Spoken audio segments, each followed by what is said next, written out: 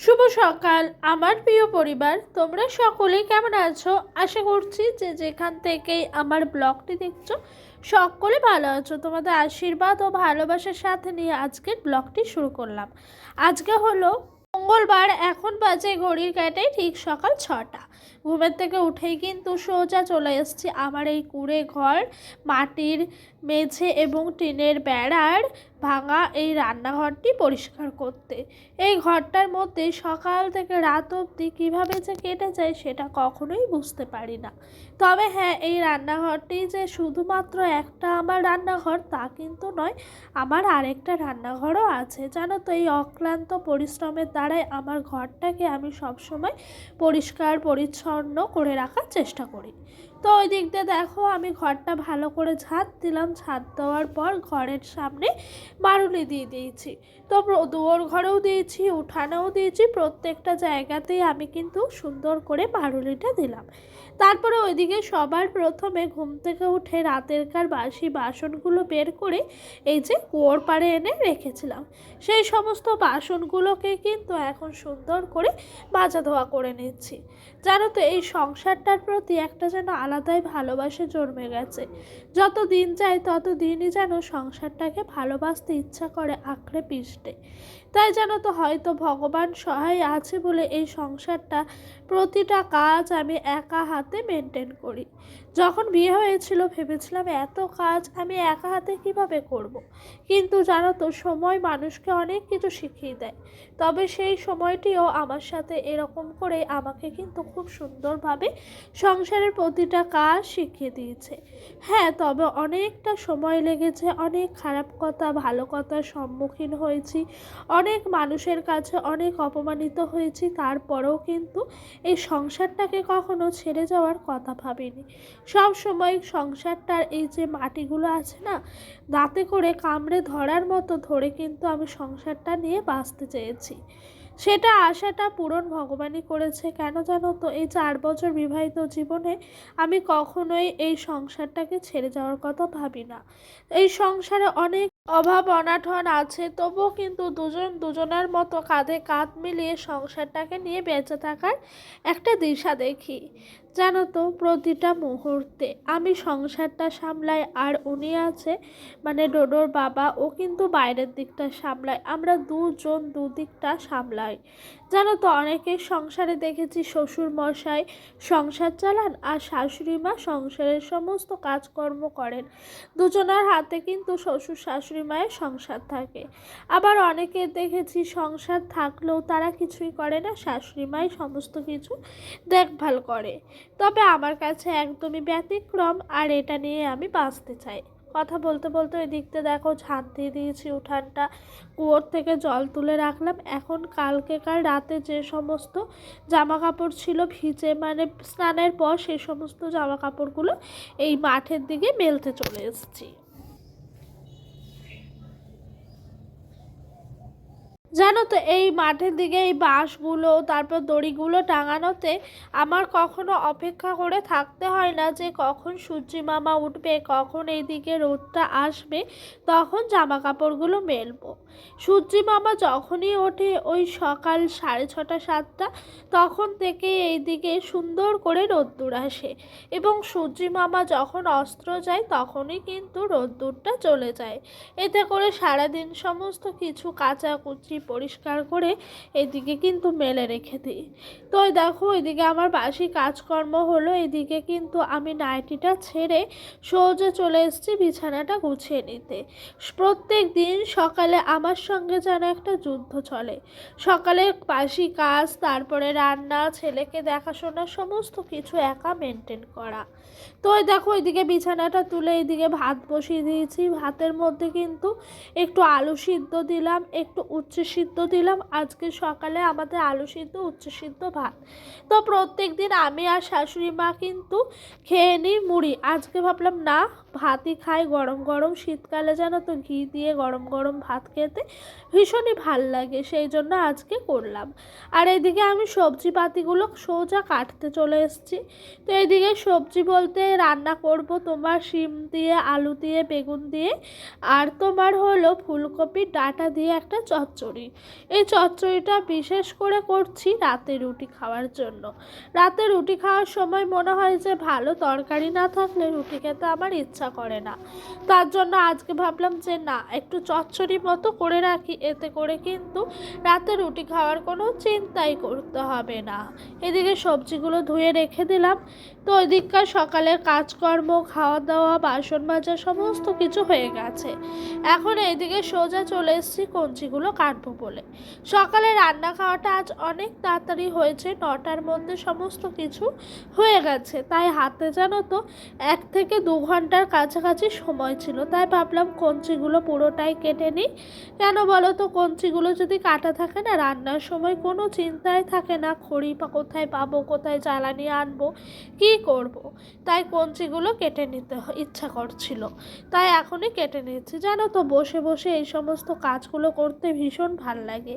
এই কঞ্চি কাটা, এই ধরো নারকেলের পাতা ছাড়ানো, এই সমস্ত কাজগুলো। তো এইদিকে শ্বশুরমশাই অনেকটাই কঞ্চি এনে রেখে দিয়েছিল, সেই কঞ্চিগুলো আমি কিন্তু ঝটপট করে কেটে নিচ্ছি। এদিক দিয়ে ডোডোকে আর ওর দাদুকে পাঠিয়ে দিয়েছি দোকানে মুদিখানা জিনিস আনার জন্য। আজকে ঘরে অনেক কিছুই বাড়ন্ত হয়েছে, সব কিছুর একটা লম্বা লিস্ট তৈরিয়ে নাতি আর দাদুকে পাঠিয়ে দিয়েছি।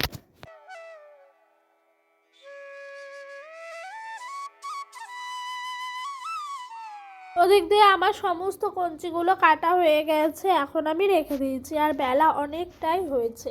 শ্বশুরমশাই দোকান থেকে আসাতেই ওনাকে আমি এই ডালটা সিদ্ধ করব বলে প্রথমে বললাম গ্যাসে একটু বসিয়ে দেন, আমি যাই কঞ্চিটা কেটে রান্নার দিকে। তো উনি ওইদিকে কিন্তু সিদ্ধটা বসিয়ে দিয়েছিল, আর এইদিকে আমি ঝটপট করে ভাতটা বসিয়ে দিলাম। তারপরে কিন্তু সবজি তরকারিগুলো করতে বসিয়ে দিয়েছি।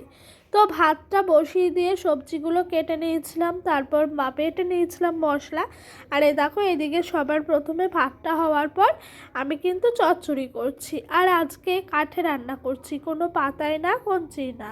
জানো তো কাঠে রান্না করার মজাটাই কিন্তু আলাদা। তবে আমার শ্বশুরবাড়ি থেকে আমাকে প্রথমে বলে যে এই কঞ্চি পাতা এগুলো আগে শেষ করতে, তারপরে কিন্তু কাঠে করতে। এই দেখো ওই দিক দিয়ে আমার রান্না বান্না খাওয়া দাওয়া করতে চলে এসেছি। ডোডোর আর আমার ভাতটা আজকে একবারেই এনেছি, দুজন মিলে একদম একবারে খাওয়া দাওয়াটা সেরে নেবো। ডোডোর পাপা ফোন করেছিল, ও বললো হোটেলে খেয়ে নিচ্ছে, তাই মা ছেলেতে মিলে দুপুরের খাওয়াটা খেয়ে নিলাম। তো এই দিক দিয়ে আমার শ্বশুরমশাই মাঠে গেছিলো, তো মাঠ থেকে ওনারা মূলো তুলছিল, তাই ওনাদেরকে বলেছেন যে 2টো মূলো দেবো খাবো, তাই ওনারা দিয়েছে। তো মূলোগুলো জমির দেখো একদম বিকালবেলা ফ্রেশ মূলো তুলেছে, তখনই কিন্তু নিয়ে এসছে, একদম পরিষ্কার মূলো। শাকগুলো দেখেও মনে হচ্ছে কি সুন্দর করে শাকগুলো ভাজা করে রান্না করে খাওয়া হবে। তো ওই মূলোগুলো রাখা যখন আছে ওখানেই থাক, রাতের বেলা সারা রাত শিশিরে কিন্তু মূলোটা ভালো থাকবে। তো এই দেখো এই দিক দিয়ে কিন্তু বিকেল এখন 4:30 বেজে গেছে, সূর্যি মামাও অস্ত্র চলে গেছে, আমি এদিকে জামা কাপড়গুলো তুলতে এসেছি। আর আজকে ওই মাঠটার মধ্যে যেন জল দিয়েছে, এতে করে দেখো মাঠটা পুরো ভিজে গেছে। কদিন ধরে এই মাঠটা বেশ শুকিয়েছিল, বা জমি, আমরা জমিই বলি। তো জমিটা শুকিয়েছিল, তো জমিটা শুকিয়ে থাকার জন্য জানো তো আমার না খুব ইচ্ছে করছিল যে এদেরকে বলি একটু জল দিয়ে দিতে। ওনাদের তো এখানে বাড়ি না অনেকটা দূর এই জমির থেকে। তো গাছ বেরিয়ে গেছিলো, আলু গাছ বসিয়েছিল, চারাও বেরিয়েছে ছোট ছোট। তো ওনারা আজ দেখি বাহ কি সুন্দর করে সকালবেলা একদম জল দিতে চলে এসছেন। জানো তো আমাদের বাড়ির পাশে এই জমিটায় যাই ফলন করে তাই যেন কি সুন্দর করে হয়। এক একজনের হাত থেকে যেন যে ওনার হাতে এই জিনিসটা ভালো ফলন হয়। ওদিক দিয়ে ডোডোকে ঘুম পাড়িয়ে দিয়েছি, আমি বাদবাকি কাজগুলো সেরে নিচ্ছি। ওই দেখো ওই দিক দিয়ে আমার শাশুড়ি মা কিন্তু এখন একটুখানি ঝাঁট দিচ্ছেন ঘরটা বিকালবেলা টাইমে। আর এদিকে আমি কিন্তু ভালো করে এইদিকে এই যে পাপোশগুলো কেচে দিয়েছিলাম সেগুলোকে এই গ্রিলের ফাঁকে জায়গা মতো করে রেখে দিলাম। এই দেখো, এই জায়গাটা একটুও দেখা হয় না। সারাদিন হাজারো কাজ, হাজারো ব্যস্ততা, ভিডিও করা, নানান কাজে আমি কিন্তু একদম সীমাবদ্ধ হয়ে গেছি। তার সাথে ছোট দিনের বেলা। আজকে বিকেলে একটু সময় পেলাম, তাই ভাবলাম এই জায়গাটা একটু ভালো করে দেখি। জানো তো, গরিব মানুষের স্বপ্ন দেখতে পয়সা লাগে না, তবে স্বপ্ন পূরণ করতে পয়সা এবং সময় দুটোই লাগে। তবে বড়লোকদের যেন স্বপ্ন দেখতে দেখতে কিন্তু সেটা বাস্তবে পরিণত হয়। কেন বললাম কথাটা জানো? এই যে জায়গাটা দেখছো, ডোডোর পাপা পুরো ইট দিয়ে ঘিরেছিল, জায়গাটায় মাটিও ফেলেছিল গাছ লাগাবে বলে।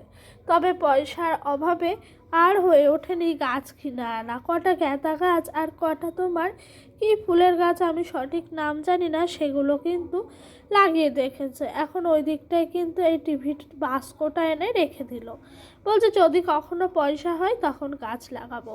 আর এই জায়গাটা প্রত্যেক দিন ঝাঁট দেওয়া হয় না, তো আজ একটু সময় করে এলাম জায়গাটা পাতাগুলো ফেলে দিতে। আর এখানে ঠাকুরের ফুলগুলো রাখা হয়।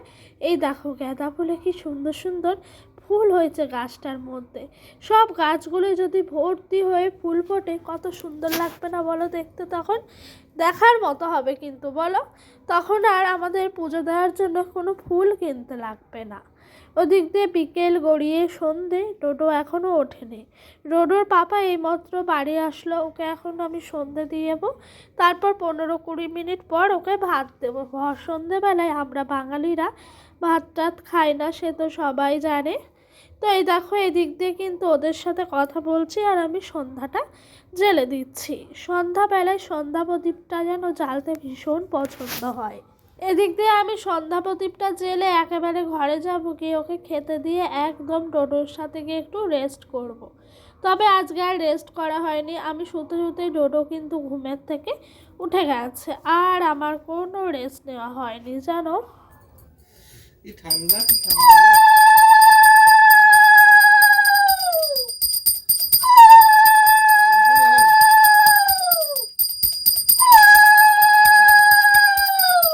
তো ওইদিকে সন্ধ্যা প্রদীপ জেলে দেখো, ডোডো ঘুম থেকে উঠেছে। ওর বাবা ডোডোর মুড ঠিকের জন্য 2টো ললিপপ এনে দিয়েছে।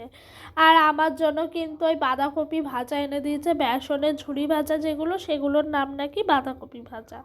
যাই হোক, আজকের সন্ধ্যাটা এই খাই, মশাই টাঙিয়ে বসে আছি মা ছেলে। আজকের মতো ভিডিওটা এখানেই শেষ করছি। ভিডিওটি ভালো লাগলে অবশ্যই একটি লাইক আর একটি কমেন্ট করো। আর যদি তোমাদের আমার ভিডিওটা আরও ভালো লেগে থাকে, তাহলে আমার এই ছোট্ট পরিবারটির পাশে একটি নতুন সদস্য হয়ে সকলেই থেকে যেও। ভালো থেকো, সুস্থ থেকো, বাই। দেখা হবে নেক্সট ব্লগে। টাটা।